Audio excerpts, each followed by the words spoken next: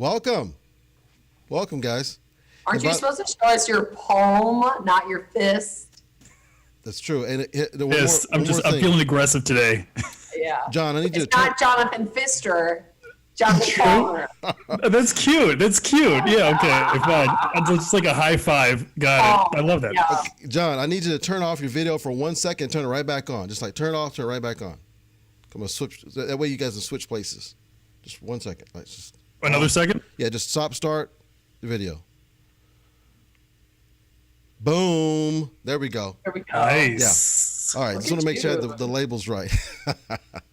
There you go. Guys, we're so excited. I've been waiting for a long time for this. If you're just now jumping on, let us know where you sign in from. What city, what state, what country. If you're you could be halfway across the world. We're glad to have you. So let us know you're here. Have your questions ready for Shay. Have your questions ready for Jonathan. We got lots to talk about. I don't need any kind of script because I know exactly how to introduce these guys. I started watching Shay towards the end of 2019. And of course, her platform's been blowing up over on LinkedIn, doing great things.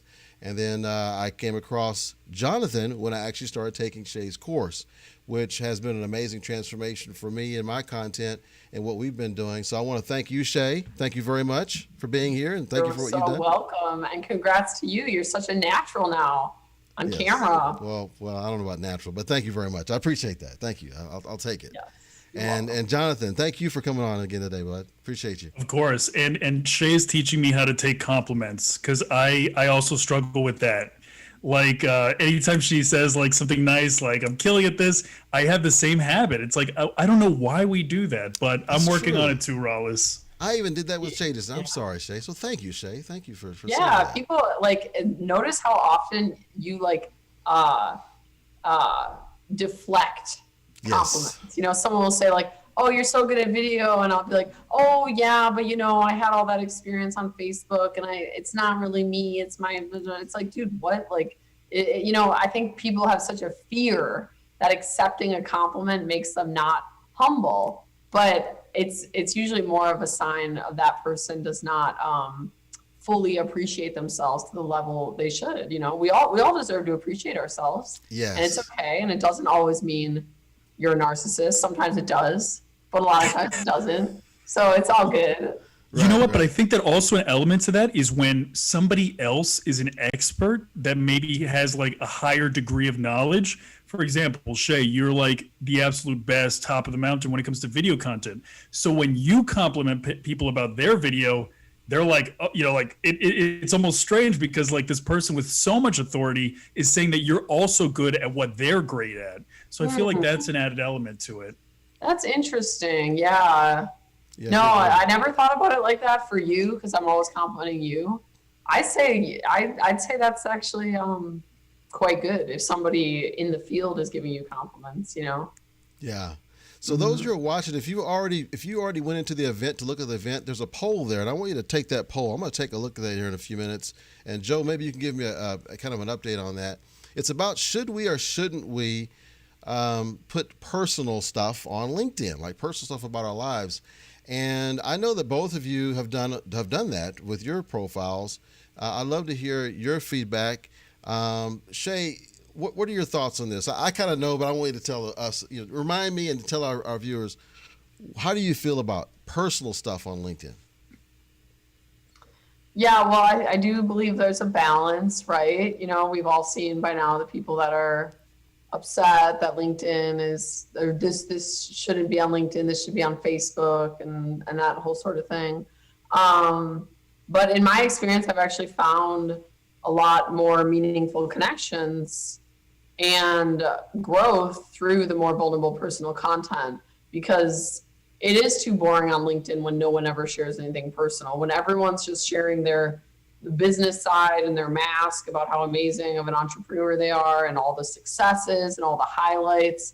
They're not really doing themselves any favors in terms of teaching people to connect with them on a human level. So I always just tell people, share, be honest. Like, obviously the degree to which someone feels comfortable being really vulnerable varies. It's totally up to the individual. If you're truly like, I'm not a very open person, I'm not even that sharing in my personal life with my close friends, that's just how I am, then fine. I don't expect you to, go share your personal life on social media. But when you do feel like you want to, and you're questioning it, and you're considering like all these filters you got to put on top of it, those are the really rich moments. Those rich moments where you like really feel compelled to say something, you have something authentically flowing out of you, but you like stop yourself because maybe A, you start thinking about what is your family going to think if they see this, or B, what are my coworkers going to think if they see this, or C, what is the world going to think of me? I got to filter this. I got to filter this. I got to filter this. Don't filter it, and just ask yourself, what would be the worst thing that happened if I just released this honestly and purely from my heart? Would it really be the worst thing? I've seen some of my clients have the most viral posts when they posted about their breast cancer that they overcame. One of my clients actually went viral for posting about her divorce, admitting she was getting a divorce, and the dirty divorce word, and how many people on LinkedIn have been divorced, let's be real. So it's so common, and people want to do business with people. So I always say, to whatever degree you are personally comfortable with, share and be authentic, and that is going to attract the clients that actually align with you. That's an interesting point. I don't think I've ever made that connection before, or hearing you say this, is that you look at how you are in your regular, I guess, offline life, and however much you're comfortable sharing personal things there, that kind of translates almost to the online. Is that correct? Am I getting that right? Yeah, 100%. A lot of people will ask Jonathan or other friends of mine who they know me offline, like, what is Shay like in person? And one of the things I pride myself on is people always say, like, she's just like her videos. Like, I am very open on social media because I'm very open in person. I'm not afraid to be confrontational when I'm at a party and there's someone in the room I just met and I don't agree with what they said. I'm not here to be liked by everyone. I'm here to be myself.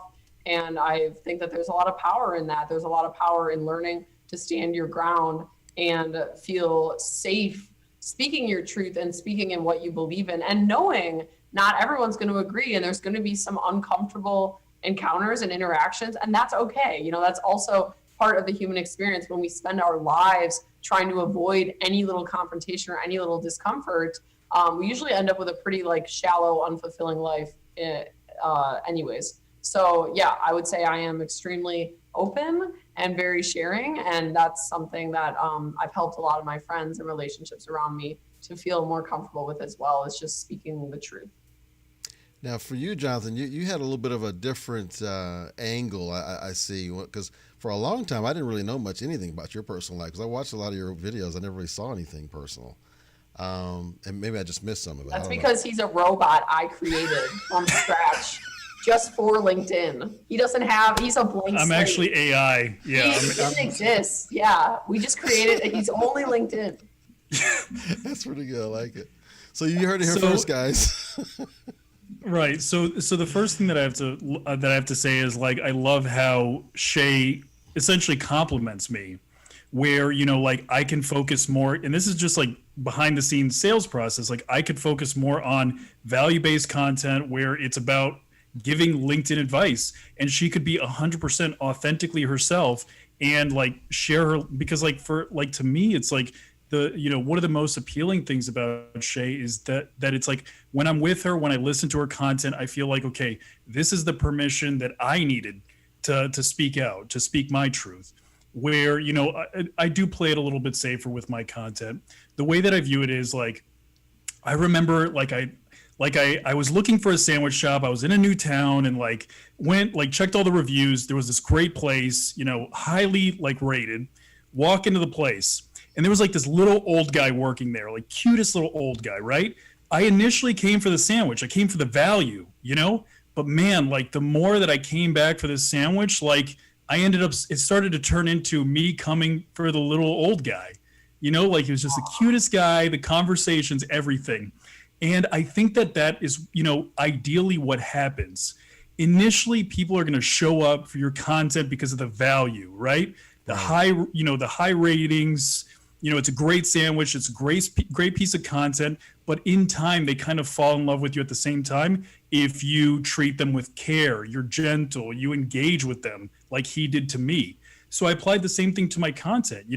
I think in time people will pick up on little, the little nuances, my little personality traits, but I have a lot of those conversations in the comments section as opposed to having them in my content itself.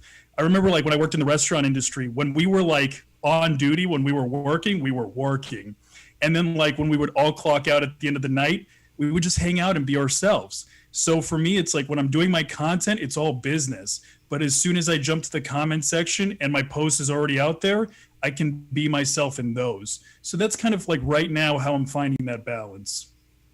And I would say too, recently I've seen more of you kind of leaning towards a little bit more like I saw your 24-hour thing. And I was like, wow, I'm getting like the full Jonathan here. So let me ask you. And I think that like stuff like that's important because like, for like Shay Rowbottom marketing for us as a brand, it shows that like we're still very much a part of the community. I think that there's this impression when it comes to like influencer culture that like a bunch of virtual assistants are managing your account, that maybe we've lost the passion for what we do. But when you do stuff like that, like as we represent it as a company, it's like, no, we're very much still on the floor. We're still, we've got our ear to the ground. We really love this platform. We love what we do. So stuff like that, in terms of community building is incredibly important. Yeah, and it shows. It shows you guys love what you do. So the poll so far is 50-50. Half think it's the best thing ever, and the other half are conflicted and unsure about personal. So we have a little bit more work to do. Maybe we do, or maybe we don't. 50-50, wow. Patty Witt says, I love the quote, be yourself. Everyone else is already taken. Shay, you give him really good hair. Laugh out loud. Yeah, the hair is nice. Your hair is great too, Shay. No worries. Thank you. Right. I modeled it after me, There you go. So Nicki Minaj has a quote. I don't know if you heard it. She says, all these bitches is my sons. Oh my goodness. God. Oh my goodness. The type of content I wouldn't Is that touch. inappropriate? Yeah, it might not be safe for work there, Shay. I don't know. So Shay, I want to ask you this. With your vision of what you had, because I know at your last go around, it was a situation where you felt like you were kind of constricted and kind of restrained, but now you were able to kind of My last business. Yeah, your last business. Yeah. Mm-hmm. But now you're calling your own shots. You feel more free. Tell me how you've benefited from that, and then tell me how, from your perspective, you've benefited personally as well as your business. Oh gosh. That is a great question because I think that it's something so widespread and so common, and it might not show up in the form of like business in the way it did in my life, but I do believe that, a lot of people on the planet have some form of toxic codependency where they are essentially an addict, where they're addicted to depending on either a substance or a person or an external thing outside of them for support. They can't really embody that place of self-love, self-empowerment, and feeling fully able to be independent and capable. And I had that definitely like my whole life. I was really conflicted because I knew that I was really talented. I knew that I was a good executor, but I just felt like I needed men. I really did. I hope that there's some women listening who can maybe relate to this because I do think it's common. It goes both ways. But for me, it was like I truly believed, as funny as it sounds, that like I could not make money without men. And that was just a programming from my childhood because of the way that my dad treated my mom and the dynamic that I saw there, because my dad did make the money and my mom stayed at home with the kids, and the way that he treated her, it's like, what we can always look to our parents for why we have certain behaviors in our current life in regards to relationships and romance. And what happened was it created this belief in me that, I guess because I'm a woman, I'm pretty limited. Like, it's very clear here between what's going on with my mom and my dad that without him, she would be nothing. I mean, that was the message that was given to me all the time, which is not true at all, by the way. They got a divorce, and I'm pretty sure she makes more money than him now. But that was the message. And I internalized that for so long. I had no idea why I kept like needing men. When I was like doing music, I needed a guy to like help me. When I started business, I started my first business with my boyfriend. So I was already dating him at the time. And it was always, even though I was building it, I always had the excuse in my brain of not complimenting myself. Here we go, Jonathan, live example. Whereas like I wouldn't ever attribute the work and the success and the growth of the company to me. I would always default to, well, yeah, that's because I have these men here, my partners or my boyfriend or my investors. And ultimately it was really, it was really sick. You know, it was really hard for me because like on a conscious level, I kind of actually knew that I had it. And I knew that I had this codependency and I hated it. I hated myself for it. I couldn't break out of it. I like wanted to be this independent woman and I was all out here like preaching feminism and all this stuff, but I couldn't embody it. And it wasn't until I went on like a deep spiritual journey, which I talk more about in my podcast, that I finally started to heal and I finally started to actually believe. I wouldn't even necessarily say I suddenly believed I could make money without men, but I will say what I did realize was, you know what, I don't even care about money. I want to be happy because this man that I'm with is dragging me down and I'm justifying it by the money that's being brought in. And that's just not worth it to me anymore. And thank God we never had kids. Thank God we never got married. I wonder how many women or men for that matter are in that situation of codependency where they truly feel they cannot do it independently and they're stuck. And that's where I was. And I said, no more. I was like, literally, I don't even care if I have to go back to waitressing. I'm done. And it's funny how God works. As soon as you do an act of self-love and get courageous and make that step toward bettering yourself and getting distance from people who are toxic, the Lord kind of rewards you. And for me, it was like, okay, I don't know what's going to happen. I'm going to take a risk and I'm going to be solo now. And I ended up still doing my business, manifesting more and more people to help me, like Jonathan, and made not only just as much money as I ever made with partners, but more than ever before in my first year in business on my own. So, I mean, that to me is just like the most proud thing that I can share that I've gotten over. And I have friends now who are just breaking into entrepreneurship that are struggling with limiting beliefs about money, how to make the sale, how to ask for money. And they look at me and they're like, no way, Shay, did you ever have limiting beliefs about money? And I'm like, psh, are you kidding? I was crippled with limiting beliefs about money and codependency on men, which landed me in really toxic relationships with men who intuitively knew that about me and played into it and fed on my dependency. And so I would say at the end of the day, just like anything else, you got to hit rock bottom. You got to eventually realize, no more. And that was the point that I got when I decided to branch off and go solo. And now I just laugh. I just laugh that I ever thought I needed partners. But, I had to get through all of that darkness to get to this point today. So I'm so happy it's behind me. And for anyone listening who thinks that they're stuck, you'll never make your own money, you got to have partners, I promise you, I was there. I was really, really there. It was a very dark time in my life and I got through it. And so can you. Well, sometimes when you do a post or you do these lives, you don't get a chance to see the audience clapping for you. So I'm going to just give you a little bit right now. Oh, that's so sweet. Yeah. It's funny, I'm on your page. I am on the chat. I'm following along a little bit. Awesome. Okay, good. Well, that's very inspiring. I'm glad you mentioned that. And now let's fast forward here. Jonathan comes along. So Jonathan, I'm sure, didn't just knock on your door and say, "Hey, I'm ready to be, your chief experience officer, and I want to just." Kind of. Is that what happened? How did it happen? Tell me what happened here.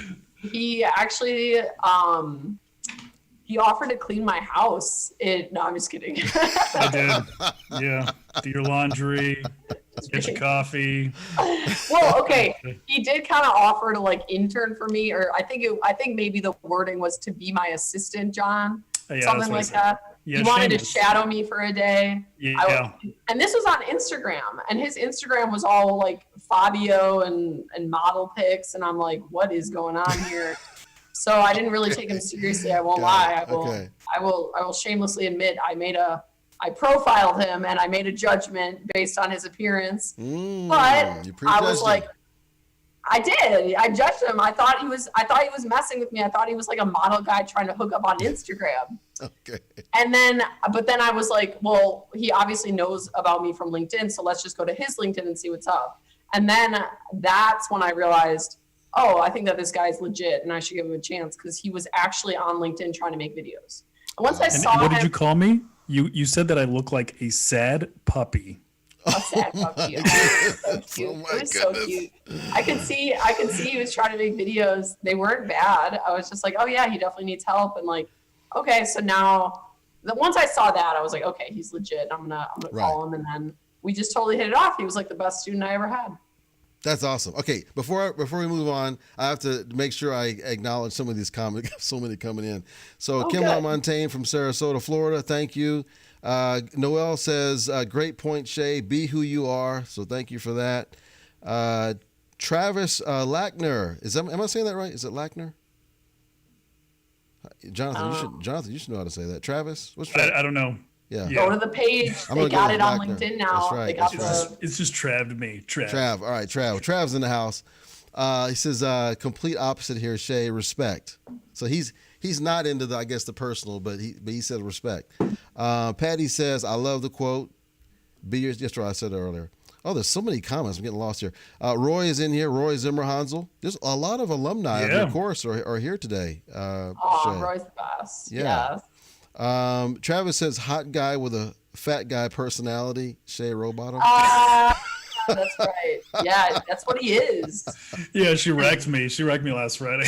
Oh, wow. Okay. These are the most like non-PC comments on the internet right now. Right. We might get Takes the censored. cake. I don't hold back. Okay. I have a very important question here for you. For me or for Jonathan? For either one of you. We'll start with you, Shay. What's the one thing you are most fearful of doing? Like committing to things. Ah. Is that a bad thing to admit as a No, it's not bad at CEO all. here on LinkedIn? No, I am. I'm a type 7 on the Enneagram. I always say, for those of you who haven't taken the test, check it out. I'm a It'll 7 teach also. you a lot about yourself. Did you take it, Rollis? Yeah. You were the one that got me to take it. I took it. Yeah. Which one are you? I'm a 7. No. Yes. I'm a very strong 7. No way. Yeah. That's awesome. Yeah. All right.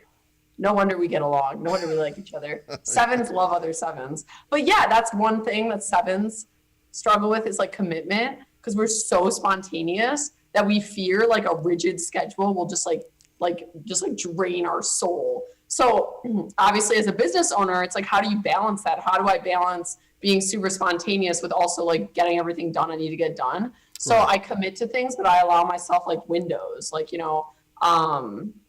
just giving myself more flexibility, not doing the exact same thing every day, and delegating things that do need to be done at the exact same time every day to other people. So I would say, commitment for me is a big one. I don't like to commit to a lot of things long term. If someone wants a commitment from me to like go do a speech in 6 months, for example, I really struggle to commit to that because I'm moving so fast. I don't know where I'll be in 6 months, So I would say that's a lot of area where like fear comes up for me is in commitment. Because as a type 7, I fear that I'm going to get really bored and I'm not going to be able to do my spontaneous life is a party thing if I overcommit. Yeah. So it's also really helped me. It's helped me to develop the muscle and the ability to say no, as opposed to always saying yes to things and overcommitting and then just regretting it.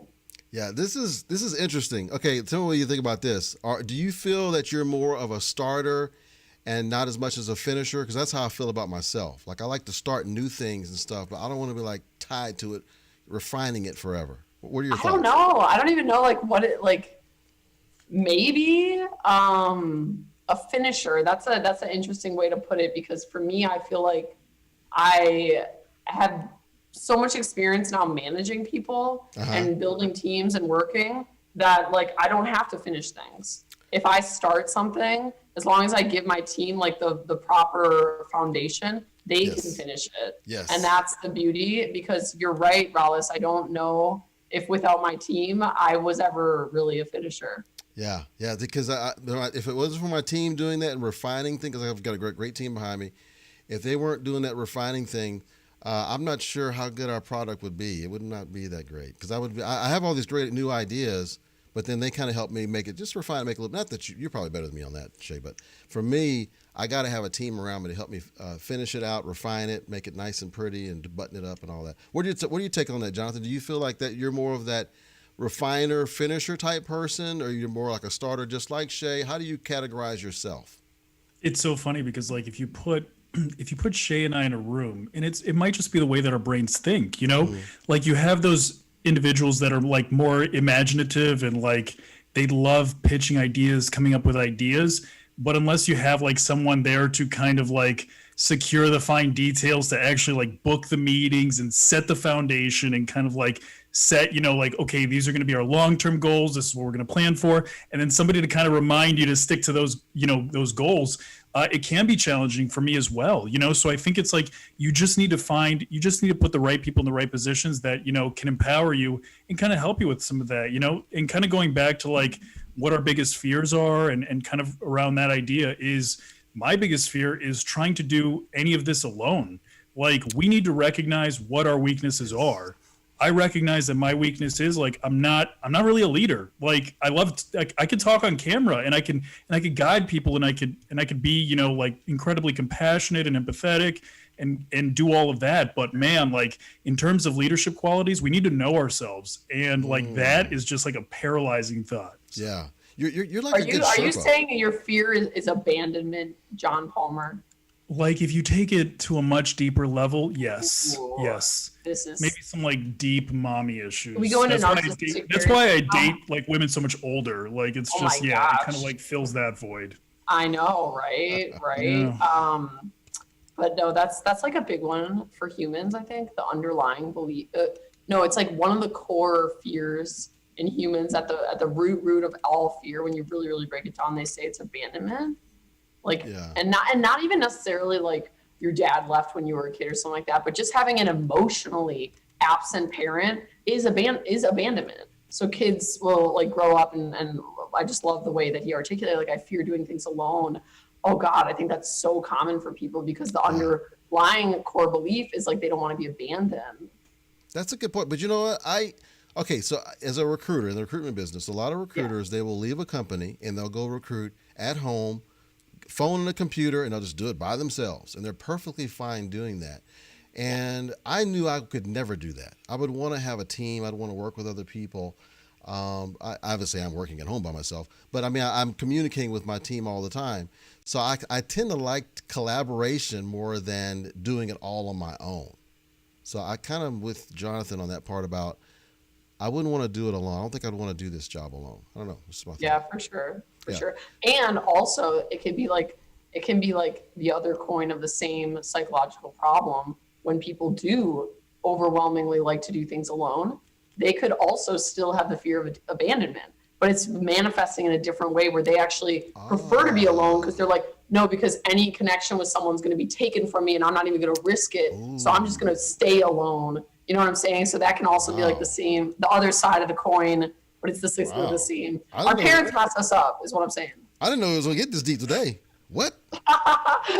You can't get on a call with me and have it not go toward narcissistic parenting. Well, speaking of going deep, I mean, you got a whole like podcast and a whole like membership and everything having to do with healing and helping people deal with that deep stuff. I know, right? Yeah, it's going really well. It's been like amazing. A lot of people have like started to want to pay me for one-on-one coaching, which is very different because like I don't even offer that for marketing anymore because of how busy I got, but I really, I find it to be much more important that people heal their limiting beliefs because, you know, even a lot of people in the boot camp we see come in and it's not that they can't figure out how to make videos on their own. It's that they need confidence. They need someone to tell them they are good. You know, they're good enough. Your truth is awesome. Speak your truth. We got your back. We got a whole community of people here to support you and we'll go over the technical stuff. But you need to first understand that you are loved, you are respected, you are welcomed, and you're going to be valued for what you have to say. I mean, so many people, again, have this core belief that like they're not good enough, or if they speak their raw truth, they'll be rejected, so they're scared. And I do think, to what Jonathan said, I think you mentioned this earlier on the call about like people buying people. Like, I do think that's why people are so interested in the boot camp, is because they're buying me. They want what I have. They see, wow, there's this woman out here speaking her truth and she's so confident. I want that level of, like, you know, self-assurance and confidence. So yeah, it all comes down to beliefs, and that's really why I started Heal Tribe and why I started my podcast, because I realized through marketing and through business, oh wow, you know, most people at the end of the day, underneath, they all have the same core problem, which is they were never taught how to really love themselves and how to regulate their own emotions. And so that's what I'm helping people do now. That's what I'm helping myself do now a lot more, and just learning how to navigate it. And because you don't ever want to build an empire on insecurity. Never, ever. You know, I've actually withheld from getting more famous because I've realized there's still some things I got to clear, you know, like more followers, more money even is not going to help at this point. Like I really need to, like, you know, keep resetting, staying grounded, staying connected to God, staying humble before I explode, because like fans are cancer to the authentic self. And that's a quote I heard in a Jordan Hughes documentary. But yeah, so that's how I feel, and that's why I started Heal Tribe. And anyone who wants to join, it's $195 a month for 2 monthly group calls. It's a really fun community. We talk about parenting, we talk about childhood, we talk about marriage problems, and all the amazing things that we get to go through as human beings in this lifetime.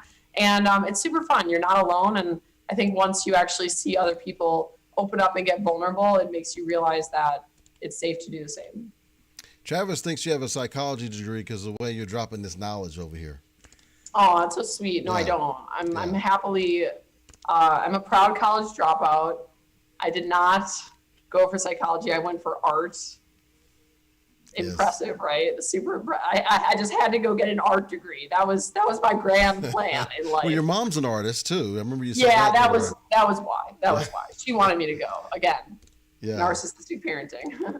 Not looking at the facts of like what would actually be good for my kid, but she really, really wanted that degree for me to have, so she could tell her friends that her daughter had a degree. Not really for me to have, for her to have a daughter that had a degree. You know what I'm saying? And that's the narcissistic parenting. But yeah.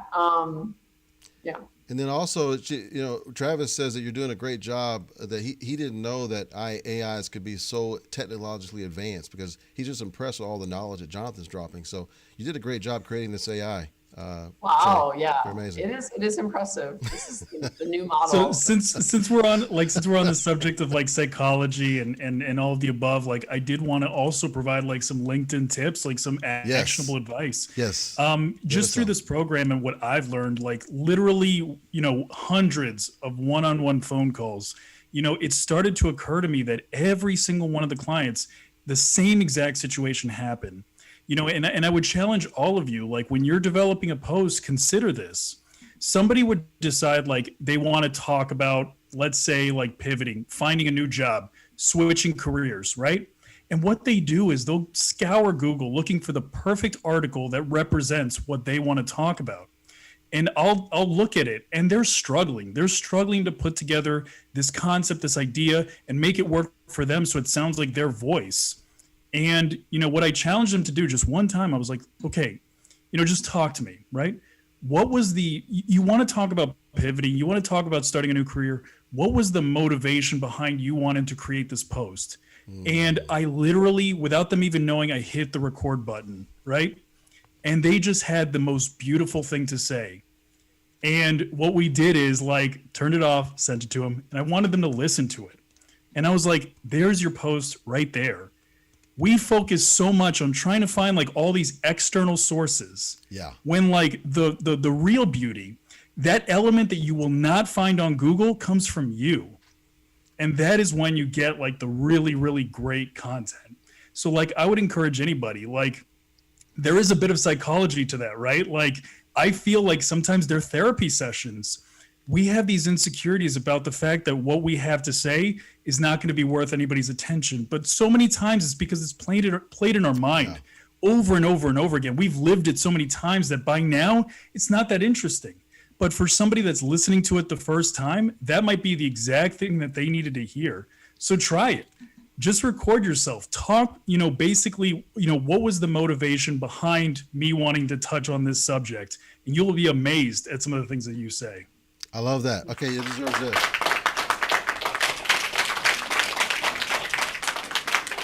Professional clap. Jonathan's like a pro at Dropping it. he's like a pro at like manipulating people into their own authentic self. You know what I'm saying? Yeah. He's using that narcissism for good, ladies and gentlemen. It reminds me of somebody. I can't think of who it is, but it's just like I feel like I'm picking the vibes up from somebody. It's that AI. My manipulation is much more intense. Okay. You will know right away. It is. Okay. Yours is more subtle. You're more like, Yes. For now, Right. I'm learning quick. One of the things that I learned from Jonathan, and I was interviewing him, is about how impactful you were on Shay were on his life at a certain time in his life that was pivotal. Aw. And it had a great effect on him. And I think that's what drew him to say, hey, let's work together. I mean, I'm putting words in your mouth, Jonathan, but that's what I got from the last time we interviewed and I talked to you about. Is that true? I don't want to cry. I'm not going to cry. I promise I'm Okay, not going to all cry. right. So we're not going to. I will say, Okay. like Shay We cry. was Let's all cry. Shay was the first person in my life that really, really believed in me. Not mom, not dad, not my wives, not my girlfriends. Shay was the first person that like basically gave me the keys and said, give it a try. And sometimes in life, like that is the only thing that you need, is for that one person to believe in you, despite like the fact that maybe you don't have any experience. When we give people that permission to try, it's insane the kinds of things that can happen. And luckily, I have it all documented. I have it all recorded so that I could share that, because I really do think it's amazing. Well, thank you, Jonathan. And like it's so true that so many of us come from homes where we were told that we weren't good enough, and we were told that we couldn't follow our dreams, and that it was wrong, and that it was bad, and that we were shameful and we should be embarrassed. And like I come from that home.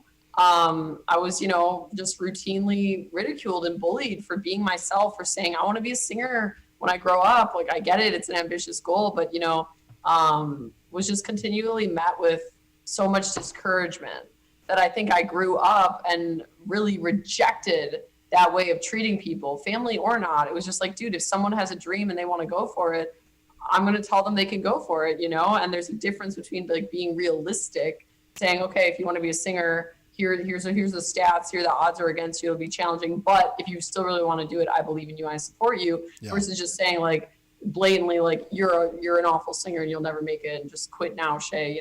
So I think that despite the challenges that I endured as a child, like it really made me who I am. I'm really grateful for it, because I find that now I'm, just as you said, for a lot of people, that encouragement that they didn't have when they were a kid. And I get to come in and be like, that like you're really good at this, right? That like you can do this, right? Because I'm unbiased, right? I'm not your sibling who's trying to compete with you for the parent's love. Right. I'm not the parent who's maybe even threatened by the kid for not doing what they want them to be and whatever. I mean, I'm just an unbiased source who says, hey, I know what it feels like to have no one support you, and it's really shitty. And I want to create a community where it's the opposite. People come here for the support. They come here for the encouragement. And that's what I've done. And I'm very honest with my clients about their strengths. And I gotta say, I'm not bullshitting when I say you're the best student I've ever had. He's just taken every single thing I've taught, applied it perfectly, created his own authentic voice, put his own spin on it. I mean, I can teach you marketing and I can even help you build up your confidence, but there's certain star qualities that I can't even teach. And Jonathan just has that star quality. Yeah. And those who are new to this, you may not know that Jonathan used to be in the WWE. He was a big time wrestler. Then he became a forensic accountant. Then he became a marketer. But it took him getting it connected with Shay to take him to the next level. And we never know. It's not even that. Okay, it's community. It's people like Rollis. Okay, unless people, like if you're not in this community right now, you don't get it. You don't understand. And Rollis, I'm sure you could attest to this. As great as the program is, as great as, you know, everything we teach, just like Shay said, there's just those qualities, and so many people in the program like bring something different to the table. But when you like you have all of these type A personalities that are motivated, it's like just a room full of like self-help book people, you know, like those types of people that are looking for answers. And when you take so many motivated people and you put them in the same room, it's like, it's amazing how quickly things progress, how quickly things get done, and how quickly everybody grows and gets closer to their goals. It's incredible. Kim says, every time I speak my truth, I could be potentially saving a life. And there's that, you know, that video I did last month that went viral about the story of how I got on LinkedIn, because I was so depressed and I was like going to kill myself. This was way back when.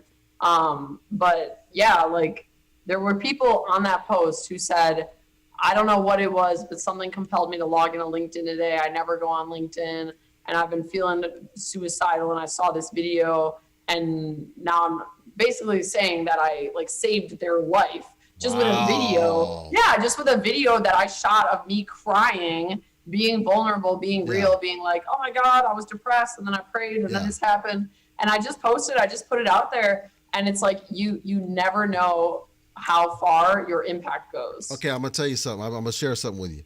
So when you posted that video, I think it might have been on a Sunday.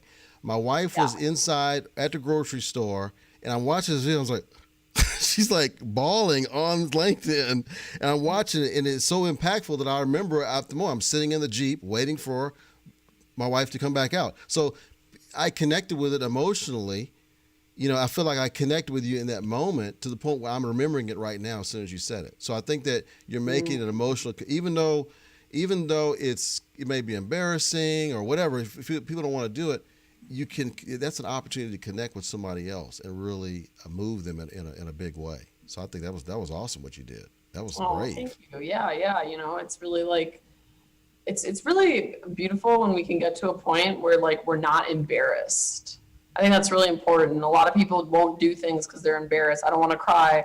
And again, this is like everyone's preference. I'm not telling everyone to go cry on video like I did, but like, you know, crying on camera, I could never, you know, or I could never admit this, or I could never share this about what I did about my past. It's just like, you know, how different would the world be if we all actually said the truth?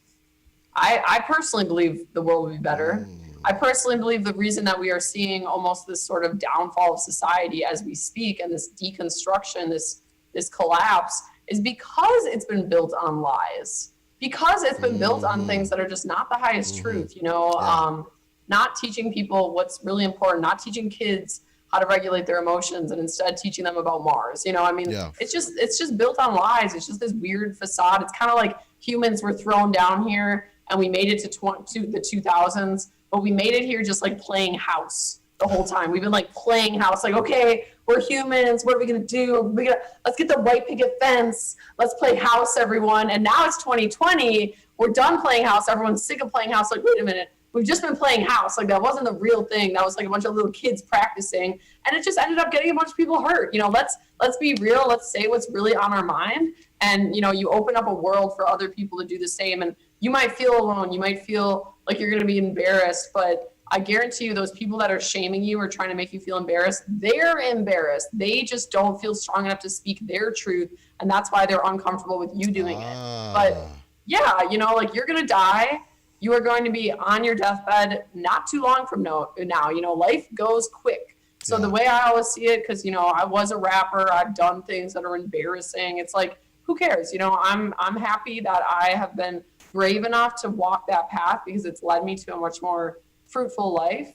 And it's also made me realize there's a lot of people who are also not embarrassed and willing to be friends with me and appreciate my realness and this and that. So, you know, I just always say, if you're feeling shy, if you're feeling embarrassed, if you're feeling shameful, just really sit with it and question why. You know, who made me feel this way? Who taught me that this wasn't okay?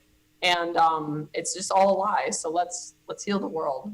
I love that. This is what I'm feeling right now. This is like the virtual hugs we're giving. Oh my God, that looks. You know? I want some of that. They look really good. For real. That looks good. They got like it's like they're on mushrooms, like in the middle of the city. That's true love right there. See, that's what we're putting out there. Putting some love out there. I love. I have to go, you guys. I have another call. Okay, well, look, it's been great. Jonathan, do you have a few more minutes or you got to go too? Let's do it. Yeah, I'll wrap things Okay. up. I'll leave you with the boy, the Shay, man. Shay, I got to give you, Yeah, let me give you something. One more thing, Shay. Here we go. Boom, that's for you. Thank you. Thank you. Thank you for all that. Thank you for everything you bring to the community here. Absolutely. Guys, stay on who are watching. I'm going to read all those comments. We're going to talk for a few more minutes. Keep it going. With Jonathan. Okay, thank you, Bye, Shay. guys. Keep shining. Enjoy. Keep shining. Mwah. Mwah. Let's do it. All right, now Okay. the party can start. There we go. Man, I tell you, that was great. You guys are, that was really, that was fun for me. That was a joy for me to see both you guys interacting on camera. That was awesome, man. So thank you for helping to make that happen too. Thank you. Yeah, no, I actually, I wasn't talking a lot, but it's because I'm still very much like, and she'll say it herself, like, I'm still very much her number one fan. The same way that, like, when I approached her and I felt like I needed guidance, like, I haven't lost sight of that. And I think that that's so important, even like when you're working with somebody, because, you know, you never want to lose the thing that initially motivated you to get started, right? Because as soon as you start losing that motivation, the work kind of suffers a little bit. So I'm still a huge fan of Shay Rowbottom and what she's about. And I think that that's a cool thing. No, that's good. Your working relationship really works, I think, partly because of that, because you do have that relationship. So let me go over a few things here. So Shabnam, how are you doing? She says the ripple effect of your generosity and support is felt all through the community you created, all the way here in the UK. Love you all. So that goes to both of you guys. Shay will love that. Shay will love that. Travis says JP has the X factor. Let me see if I got any other ones. Oh, Roy says, Jonathan, so true. I've had a significant few people who changed my life because they believed in me. So it's such an incredible thing. Like if we give more people just like that, like I go into every conversation, relationship, you know, same way. I always give them trust first, and you wait until they give you a reason not to, right? Yeah. But to lead with that judgment, I don't think that that's fair. We need to give more people opportunities. Absolutely. Okay, I have a couple questions for you, but before we do that, let's hit it. I want to ask the audience to do a favor for me. Audience, if you can, type in the comments, because Shay really wants to meet Tony Robbins, okay? So if you'll do me a favor, type in there and do the @ symbol and make sure it shows up the blue, right? You do the @ symbol and you start typing in Shay Rowbottom. Her name will come up. And Tony Robbins, Tony and then Robbins. Make sure his name comes up with the @ symbol. And then say should meet. Please do that for me so we can show our appreciation and help her out. Come on, guys. Yeah. Please, let's do it. She would love that. Let's show up for her. That'd be awesome. That. Okay, so Jonathan, for you. Hit it. What is the costliest mistake you've ever made? Oh, my gosh. This one's easy. Those in the comments, tell me what you think too. Give me yours as well. Yeah. I remember it was like I was on the altar, about to get married to somebody significantly older than me. From the time that I was 18, the way it worked is I decided that I wanted to become a professional wrestler. So I happened to meet like a Hooters waitress, beautiful girl. She was studying, just happened to be. And she was also a wrestler. So essentially what happened is, just like I was like wrestling practice with her, I started driving her to practice. We started to get very close. Inevitably, it became a relationship. I found out that she was married to somebody in the military. And that was just like, hit the brakes, right? From there, turns out that the guy impregnated another woman and was like having a child. So that kind of meant like, okay, they were going to get a divorce or something, right? So I decided that I'm going to get into a serious relationship with her. My parents are super religious. So my parents said, okay, well, if you're going to be dating this significantly older woman that is married, then you can't live in our house. I said, fine, fair enough. So I started living with her. And then she kind of took on like a mother figure to me, but I was so young. Like when you're that young, you don't even realize like the stuff that you're doing or accepting. So basically she took the lead on this relationship, gave me an ultimatum, which was basically, listen, you're going to get married to me or we're going to end up this relationship and you're going to be living on the street. So what would you prefer? And I was like, okay, well, I guess I have to get married, you know? So I'm on the altar and I'm sitting there. I'm like 21 years old. No idea what I'm doing. No idea what I'm like walking into. Grew up super religious. My family's there. They're crying. They're so happy because finally my religion is going to align with their beliefs, right? Like, you know, their beliefs are going to align with my decisions. I'm getting married, so now I'm doing it the right way. Right. On the other side, I have my wife that's super excited because she's getting married. So I'm here like, you know, like with this, like, you know, this like ethical dilemma. Well, I guess like religiously I'm doing the right thing. I'm doing the right thing by my partner, but for some reason I feel like I shouldn't be getting married right now. I get married anyways. And it was just the most brutal divorce that you could possibly have ever thought of. So from there, it's like the lesson to take is, man, I should have just ran out that door. If I had to live on the street for a little while, it would have been better than everything that I had to endure. So yeah, it's just those decisions. Divorce is tough. That there's a lesson in there that sometimes the hardest, most unpleasant thing could be the least costliest thing compared to the alternative. Excellent. Yes. Wow. Yeah. No, that's a big one, my man. Yeah. Wow. It's like, what do we follow from there? I can't top that one. It's like, okay, guys, in the comments, let me know what you guys think. Please do. What's been your most costliest? I feel like, you know, it's weird how, you know, through LinkedIn and through video, you can have a connection with somebody because, man, after this conversation with you just now and with Shay, it's like I think our relationship has gone to another level because I was like, I had no idea. We've had several conversations. I didn't know that about you. Right. Wow. Yeah, and that's why it's important, but it's also important to get, you know, because like that's the thing where LinkedIn Live is so important, and I learned that through the 24-hour LinkedIn Live. It was that, you know, you like with Travis, if Travis is still sticking around, you kind of unlock these conversations that otherwise you wouldn't be having. But like they can be incredibly healing just to get your voice out there and just to hear other people that have experienced similar. Yeah. Like there's things that we've been holding in for years and years and years, and we won't let it go because out of fear of judgment, you know, somebody in the office might spread it or whatever, you know, and but this is like such a safe community to express some of those thoughts. And LinkedIn Live has been quite the therapy for me, if I have to be honest. That's great to hear, man. That's awesome. Okay, got lots of comments here. Shabnam, she says, I can't top that one, JP. I hope nobody can top that one. That is not a good thing to top. Travis says those PewDiePie headphones. Did I say that right? PewDiePie, yeah.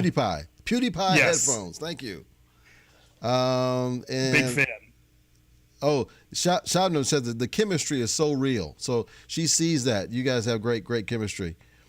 Shay's realness is what attracted me to her, and it introduced me to so many great people, she said. Lots of things. Okay, I have a question for you. Never have I ever, you ready?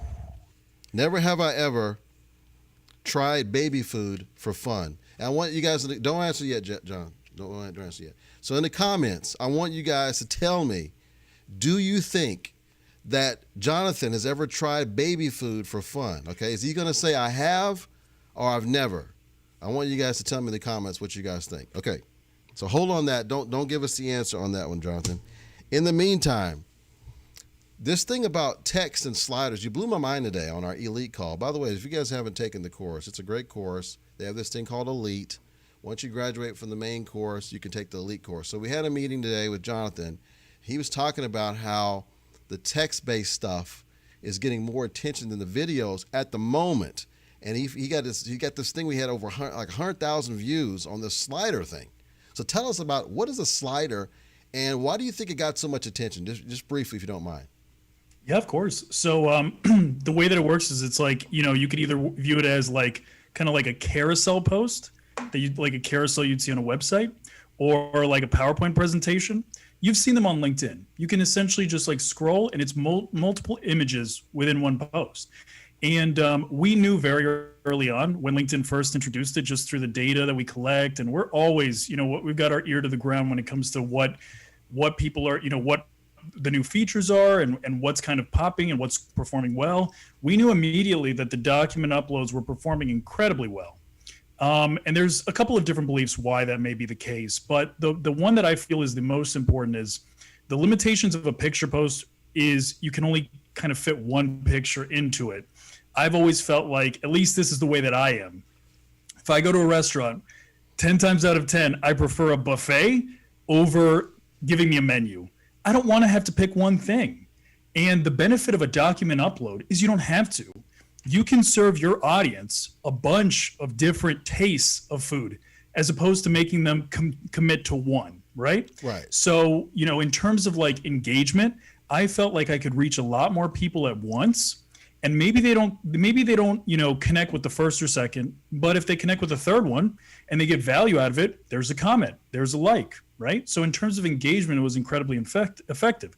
But also, there's elements like dwell time. LinkedIn is rewarding, LinkedIn is rewarding posts that keep people on the post longer. If it's text and it takes a minute to read, you only get them for a minute. If it's a picture post, a couple seconds. Right. But if it is 8 different pictures that people have to read, consider how long somebody's sticking to it. And also, yes, LinkedIn has a habit of pushing their new features. The algorithm seems to favor the newer features. So again, it's one of those situations where, it will organically get more views than some of the other formats. But like I said, there's a lot of variables to it that is working in its favor. Yeah, I'll tell you, man, that was, you cracked the code on that one. That was amazing. I mean, one post, almost 100,000 views. If y'all haven't looked at it, go to Jonathan's, go to his profile after our live and check it out because it's very informative too. It does take you a little bit to read it, but it's very informative. It's something I think that people can go back and refer to and tell them about that feature that it has that's unique to other features. I thought it was great that you mentioned that. That you can download it. Yeah. Here's the thing with all my content, my ultimate goal is to get you to actually grab a sheet of paper and write something down. That way, when you come back to the sheet of paper, the notes app, and your phone, you can think of me, right? And if I continue to have those types of interactions with you, where you continue to see me or you continue to have me in your thoughts, at some point you're going to say, you know what, let me just like send the guy a message. Maybe we could work together. But with document uploads, it completely changes the game. Yeah. They can literally download the entire document. And when they can download the entire document, save it to their computer, guess what? You are ingrained, mixed in with their other photos forever, unless they erase it. Yeah. So it really is such an impactful and effective way of reaching people and getting your message out there. Love it. Okay, so first of all, Patty, she says, I've tried baby food, but I don't think he has. Okay, so she doesn't think you have. Roy said, I used to stock supermarket shelves, so I've tried everything. So apparently he's tried That's it. Hilarious. Let's see. Let's see if I'm missing any. You know it. Here till the buzzer, baby. So Travis is still here. Travis, my guy. Okay, so tell us, the suspense is killing me here. Have you or have you never tried baby food for fun? I detest. It's not even like dislike. I detest anything with that consistency because it's like, it's not a liquid and it's not a solid. It's like what is it? It is so gross to me because it's like it's already chewed up food. I can't do it. Commit. Like either commit to being liquid or commit to being solid. Yeah. I don't like playing in the middle. Like black, white, nothing in the middle. I'm with you on that one. Yeah, can't do baby food, man. Mashed potatoes, goodness. Nope, can't do it. Smooth peanut butter, I look at people strange that like smooth peanut butter. Okay, I'm a strange one. It's got to be crunchy. I love smooth. It's just like, it's the texture. It doesn't work for me. Okay, so can't do it. Give us, I think I know the answer. So have you or have you never tried baby food for fun? I've never tried baby food for fun, and I'm fairly certain that even as a baby, my mom would not give it to me because I detested it even then. Yeah, Okay, so I just skipped that step. I have this is my last question for the day, and I'm gonna let you go after this, but this is very important. So, would you rather, for the rest of your life, have perpetually messy hair, or have to spend 3 hours every day doing your hair? Guys in the comments, I want you to tell me the same thing. What would you rather? This is tough. It's a tough one. Either it's perpetually having messy hair, you never can get it straight, or you have to spend 3 hours every day doing your hair. Which one would you do? Wow, that one's tough. To be honest, like right now, I probably spend like on the days that I wash it, like I probably spend a good 30 minutes like drying it and all of that. Yeah, you know, like I like I'm a video guy. Like if I was like I'm not going to name any names. I wanted to, but I'm not going to do it. I'm not going to do it yet, you know. Resist. Some individuals who like, you know, maybe they'd be better off like picking a podcast, like no video. I would say that, yeah, you don't have to do your hair, you know, but in my case, yeah, I'm a video guy. I'm going to have to commit to the 3 hours. Well, you could be the messy hair guy on video. I could be the messy hair guy, but you know what? It's like, you know, and one thing that like kind of like, I'm sure, I don't know if it annoys you, Rollis, but it's like you ask a question that I take it way further than it needed to go. But it's just like, I love it. I don't want to be stereotyped.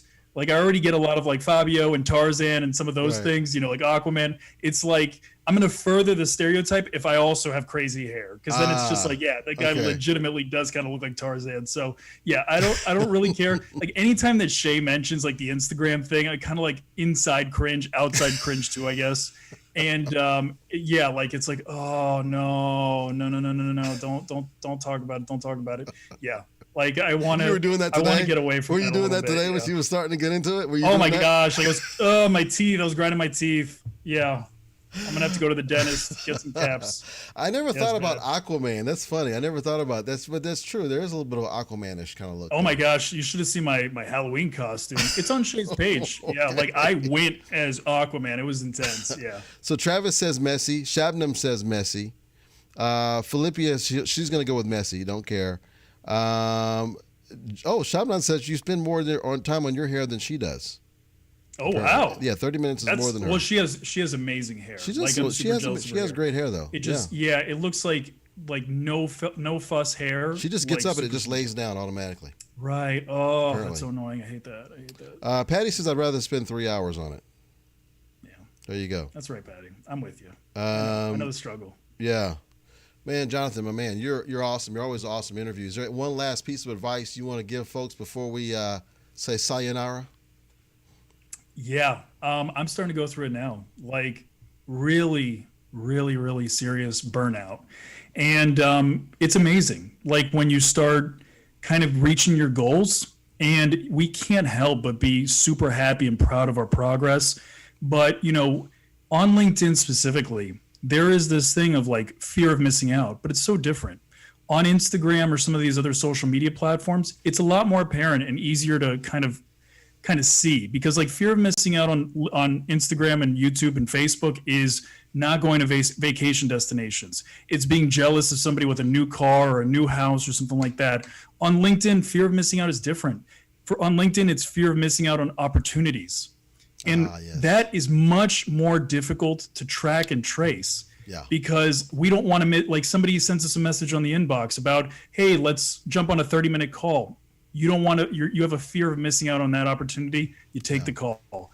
But every time it's like burning a candle and you're just like, you're just working your way down the candle. So I would encourage everybody to just pay attention to, you know, your level of energy, how much of yourself you're giving away. Because man, like I realized it was my third day that I hadn't slept, and it's like it hit me, and I was like, okay, I got to slow down. I'm gonna end up hurting myself really bad soon. So yeah, slow down, guys. Don't fear the missing out. I'm with you, and I'm trying to. That's sage advice. That's sage advice. We gotta, that's a good one. Let me give you a little something for that one. I like that one. That we burned out. Give ourselves a little bit of time to do it. And don't be too hard on ourselves. So that's great advice, my man. Well, appreciate you being on.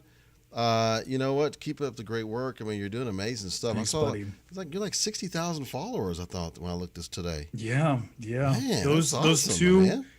I mean, it was like I almost went up by 10,000 in a week because I had a 200,000, like 100,000 view posts. So that alone can shoot you up like you Yeah. can't imagine. But also, there's a snowball effect. More followers you have, the more you start to manifest. So it'll Yeah. happen to you guys too. You'll get there. Well, so I got some couple more comments. I gotta make sure I tell you. So, gotta do 'em. so they say. So Joy says I think hair is overrated. Patty says Tarzan. So she's laughing out loud with the Tarzan thing. Yeah, it's there. It's there. It's a thing. Shabnam says you're too kind, my partner. Would disagree. So Shabnam, you have to take a compliment. We talked about that earlier. We have to take. We have to learn how to take we have to take the compliments. You compliments. have great hair. Accept it. Travis says JP, let's set up a content creator vacation. Oh, that sounds good. Yeah. I like the sound of that. Let's do it, Travis. You too. He's been busting his butt too. So Yeah, Shabnam says that's crazy. 3 days, no sleep. Go to bed now, JP. Oh wow, that's the plan. As soon as I'm done with this, I'm sleeping till next week. man. Yeah, we definitely got to take some time for ourselves. We do. Roy says the first 60,000 are the hardest to get. Let me ask you a question: was the first 30,000 harder than the last 30,000? Oh my gosh. Yes. I feel like I've gained the last 30,000 in the last like 3.5 months. Oh wow. And I've been on LinkedIn since January. Yeah. Wow, that's, And for perspective, Shay was, when I met Shay last year in November, she had 120,000. Now she has almost 500,000. yeah, that's amazing. I didn't So notice that. yeah, like there's very much a snowball. It's like You'll see, guys. snowball, critical mass. It'll just keep going. I love it. It's good Yes. encouragement. Okay, so guys, what resonated with you the most in our conversation with Jonathan and Shay today? What are you going to implement from what you saw? Please put that in the comments. I'd love to hear that. Leave it in the comments, and Yeah. we'll come back and we'll recap on it. And if somebody's not following Jonathan or Shay, which I can't imagine you guys aren't, but if you aren't, definitely follow their content. Take a look. If you're watching the replay, feel free to put your comments here too, because we will look at them later. Jonathan, Absolutely. You're I'll be awesome. checking in, guys. thank you. Appreciate you, my man. Take care, buddy. Okay, Have a good one. Thanks. One last little pose for the picture. Okay, we'll do a thumbnail. All right, so we're gonna do a happy Thumbnail. thumbnail. Can I do the can I do the fist? Yeah, I I'm like doing that. the fist. Okay, I'll do the fist too. Wait. There we go. That's a good one. I like that one. Look, Cool. this is Love it. My voice went deep. I said, I like that one. Yeah, I like that one. Yeah. All right, my man. All Have a good right. one, bud. Well, take care, care. buddy. Thank you. Yeah, keep it up. All right, guys. Thanks for watching today. And we will see you hopefully tomorrow. If you like healthcare, if you're into healthcare, join us tomorrow. We got a great guest tomorrow. Diana Hindell. She is a doctor of pharmacology, but she was a leader at a hospital that experienced a shooting back in 2009, and she had to lead through that whole thing, where all of a sudden you go from feeling safe at work to all of a sudden having a traumatic PTSD afterwards. She wrote a book. She's going to talk about how to get through those traumatic times and how to kind of rebuild and heal from that from an organizational standpoint. So look forward to having you tomorrow, and then we have Fun and Games Friday on Friday. I'll have episodes on Friday. Got a great cast there too. So anyway, thanks again, guys. Have a great rest of the day.